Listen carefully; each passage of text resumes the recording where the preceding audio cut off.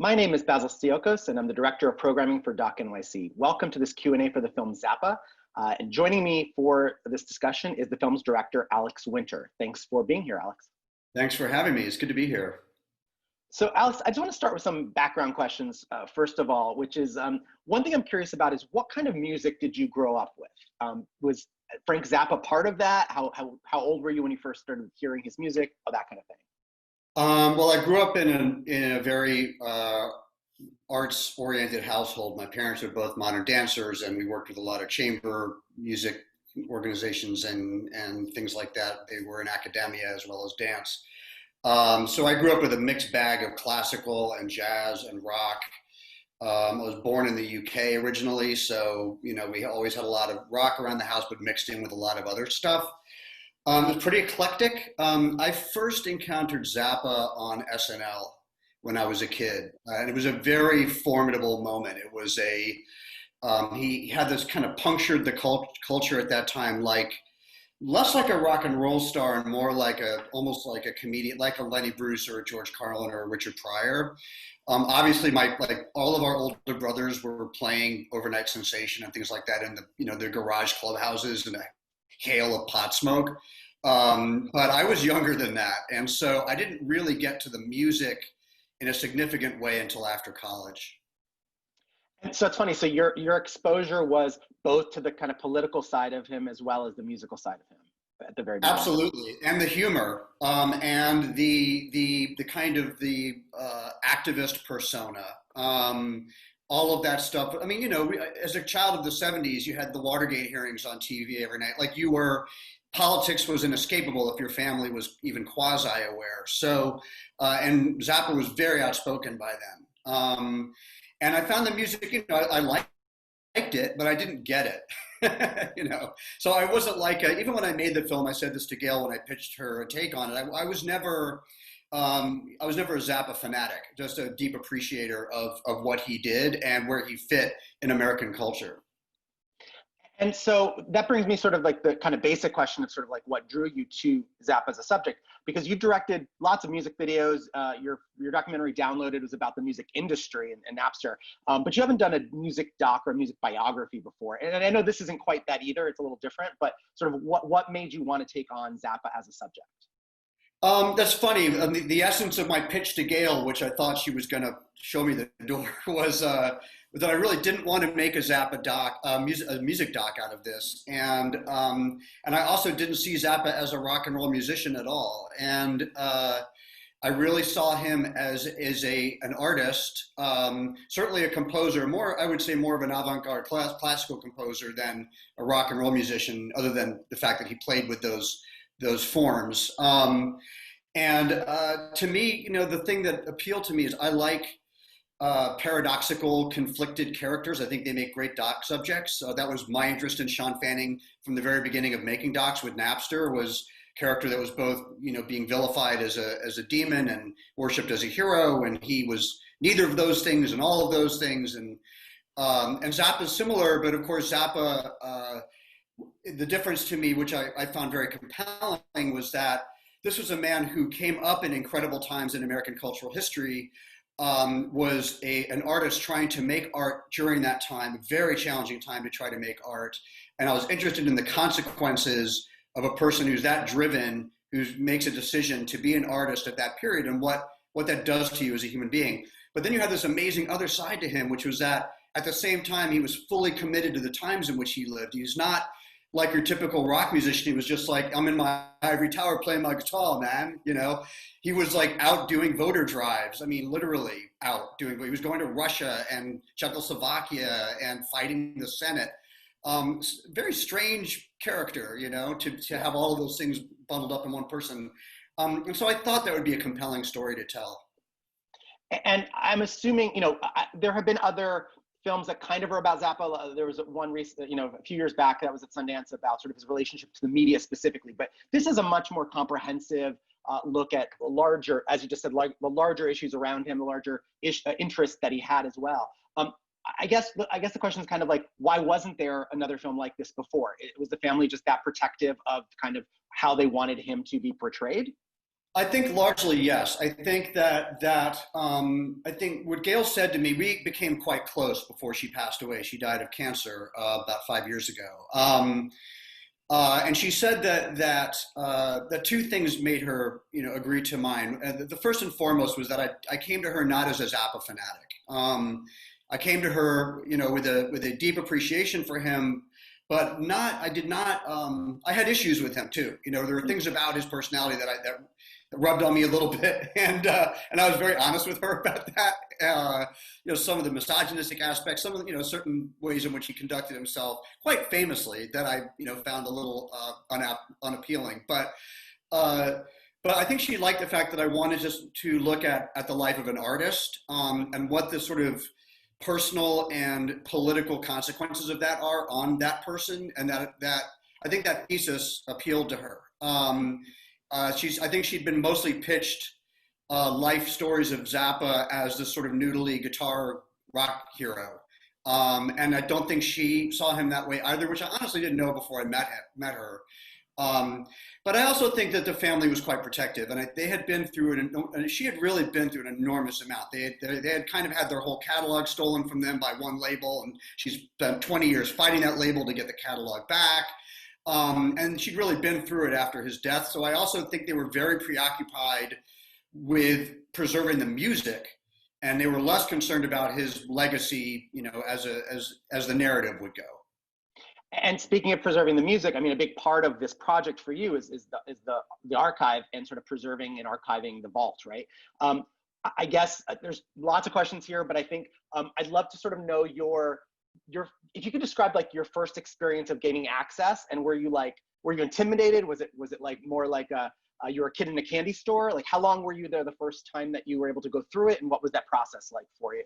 I didn't, when you pitch families or rights holders on making docs, there's always generally someone like that you have to talk to. You don't have. I had no preconceptions about what access I was going to get. I did not go to her and say, I hear there's a vault, can I have it? I'd heard about a vault. I honestly assumed it was somewhat apocryphal. Zappa had very famously said, I don't care about my legacy. I don't care what I leave behind. That turned out to be, like everything else in Zappa's world, a complete paradox, if not an outright lie. He turned out to be an archivist of kind of ancient Greek proportions. And so when Gail said to me, I want you to have access to the vault in order to be able to construct this story, I didn't really know what that meant. And she took me to this downstairs cavernous space that was many, many, many rooms, floor to ceiling, with media and not music, like 8mm, Super 8, 16, 1-inch, 2-inch, Digibait. I mean, he was a rabid archivist, but he was also a filmmaker. He started making kind of like Brackage in his teens. Young teens, he started, getting on rewinds with 8mm, cutting film, painting on film, deconstructing family films, rebuilding them. I mean, the material I found was absolutely extraordinary, but it was also deteriorating because, as you guys know, especially like 16mm sound is like extremely fragile. The whole place smelled like vinegar. It was terrifying, to be honest with you. And I knew they didn't have the money to preserve it. So, because it wasn't really commercial material. I mean, the commercial material, they were doing a very good job of keeping preserved. This was ephemera. And so I begged them to let me do a Kickstarter campaign.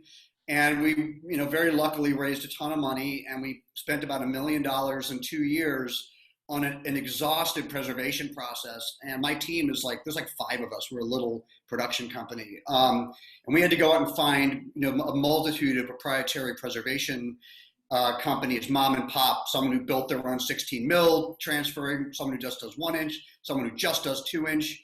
I mean, it was an incredible education in preservation. I knew about the problems of preservation going into this, but I came out really actually pretty mortified for the current state that we're in and the importance of preservation and the utter lack of general awareness of what's going on, and suddenly poof, all this stuff's going to be gone. So it was a really rewarding experience. It was hard, but it was a very rewarding experience. And is there a plan, and forgive me if this has been announced, but I just, keeping track of a lot of things. Where will it go eventually? Is there a home, a museum home, an academic home, or anything like that for it? Yeah, what I did was, and I told the family I was going to do this. Is we took the material, and I told the backers I was going to. The backers were like, "Great, you and your movie are fine, but we want to make sure Zappa's work is preserved." Right? That was their foremost concern. So we did multi passes on the archive once we had preserved it. Passes for us to use for the film, and then proper LTO archival passes on all of it, because we use a tiny fraction of it for this movie. There's a vast amount that's unseen. I mean, over thousands of hours of unseen media. So that's going. I don't know if that deal is done, because it's obviously not being done by me, but that is going to it's either going to a university or the Smithsonian or somewhere like that. That's what the family's Right. doing with it. The short answer is yes. It is. Right. It is going into a preservation, but we also made multiple passes on the LTOs, and we're holding on to that too. And I guess related to what you just said, then, one is, was there anything in particular that really struck you as like, oh my God, I can't believe I found this within this archive? Was there like one particular a piece of footage or an item or something like that? And then also, honest to God, it was like that every day. Everything we found was like that. And I think that now that the film's starting to sneak out through festivals, we're getting that word back from some of the Zappa fanatics who have seen it, who are just completely gobsmacked by what they're seeing. And I mean, it's an amazing historical record. We have, and a lot of the stuff that is the wow to me is really fairly kind of film nerdy, so may not, it's not like, oh, I found him with Hendrix playing a version of blah, blah, blah. It's not like that. I mean, yes, I have stuff of him backstage with Hendrix in the Albert Hall. I have him and Joni Mitchell, things like that. But the stuff that I love is just these quiet, beautiful 8mm and 16mm chronicle of like the West Village in the 60s when he went to the Garrick Theater for 2 years to do a year for a residency. It's an amazing chronicle of a time that's very unseen, and it's beautiful, beautiful footage. Him and Don Van Vliet, Captain Beefheart, when they're 15 hanging around at Don's mom's house on 8mm, drinking beers and listening to blues records. Like, it's incredible. And it just goes on and on and on and on like that, all the way through to his death. and I mean, this is a hard question, but like with that amount of material that just wowed you, how did you make the decision on what to include and what not to include? I mean, what was that process like to edit and sort of make the structural decisions around what the film was and wasn't? I mean, it was definitely the most challenging thing I've ever done because of the wealth of material. My editor, Mike Nichols, is an amazing talent. And again, it's like this in any film, but especially in docs. This is a film that was made by a minimum of 2 people, and certainly more. But Mike and I Mike deserves an enormous amount of credit. And we had to watch an enormous amount of material. The preservation process gave us the benefit of spending 2 years looking at stuff as it came in. So otherwise that would have been really hard. By the time the film was not financed when we finished the preservation process, just to give you a window into the typical world of a documentarian. We had raised all this money, preserved all this media, and then went out in the marketplace and mostly got no's like you do, right? And we were like, we may never get to make a doc out of all of this stuff. And we did find a financier, and we did get to make it. And by then we'd spent over like 2.5 years looking at media. So I had a very specific narrative in my mind. Mike and I had spent a lot of time talking about the narrative structure of the film, what story we cared about, what story we didn't. And we went about telling that story. So we had that driving us, and we would pull media in that we felt added to the emotional journey that Frank was on, what gives you a sense of who he is, all sides of who he is, good, bad, and indifferent, what gives a story narrative thrust, and anything that felt Wikipedia or, oh, that's cute, or the fans are going to love this, that stuff all went away, and that really helped us a lot. I mean, it still took a long time to cut because it wasn't easy, but having a narrative, a very definitive narrative goal was very helpful. And one aspect of any kind of documentary filmmaking, and really, that is often overlooked or underappreciated, is the sound and the sound mix. And with a film about a musician and a composer, not just like a musician, but somebody who's really devoted, as we see a lot of time, to making sure his pieces are what they're supposed to be. Can you talk about sort of how you approach that for this film in terms of really building up that sound mix and the sound quality? I mean, our offline timeline for this movie looks absolutely insane. I mean, it literally looks like a Rauschenberg painting. There are so many tracks, and we are cheating all over the place, as everybody does. Mike is fantastic at sound, so he did a lot of really innovative and crazy things with the sound, but not to be showy, but to create subtleties. There's audio of the kids laughing in the background out in the distance when you see the vault. That's not in that vault footage. He put that there. So there's all kinds of stuff that we took from the archival media that we didn't see, that you hear, to just build life everywhere we could. We changed his music all the time. We reconstruct his music. We had the benefit of all of the stems from his original masters. So we were remixing and pulling tracks out, adding tracks. We spent an enormous amount of sound. And then when we were done with that, we handed it over to Lon Bender, who I work with a lot. And Lon is an Oscar-winning master of sound. And he then spent another chunk of time kind of doing the same thing, and creating effects and sound. So, I think that philosophically, we didn't want to make a film that felt superficially like Zappa, right? Like, it's quirky, it's irreverent, it's filled with lots of crazy sounds. But we did want to sort of put ourselves in his mindset. He was a cut and paste guy, like a lot of filmmakers are. He did that with audio. He would cut up and slice. So we wanted to have that aspect to the sound, the way he did in his music, but not trying to imitate him, but sort of taking a page from the way that he worked. And that was a lot of work. I mean, there was an equal amount of work on the sound as there was to the picture. I have one final question, which again is maybe a difficult one, but you've lived and breathed Frank Zappa for several years as you're working on this project. He was obviously incredibly outspoken and opinionated. How do you think he would respond to the current state of our politicized, political climate? I've thought about this a lot. I mean, and he's a human being, so his politics change, and so who he was over the years changed, like a lot of people do. I would say honestly, by the very end of his life, you would probably classify him back then as more of a libertarian, not a libertarian Republican not like a Ron Paul type the way we have them today. But he was extremely pro citizens' rights. He was not anti-government in that way. He really believed that you needed,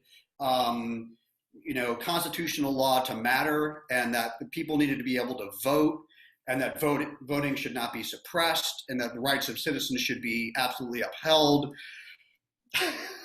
So, I'm pretty confident that he would be very vocal at the moment about a lot of things that are going on in ways that would be that I would find inspiring. Great. Well, with that, we do have to bring this conversation to a close, but I want to thank you so much, Alex Winter, for speaking with me about Zappa and for bringing the film to the Doc NYC audience. We really appreciate it.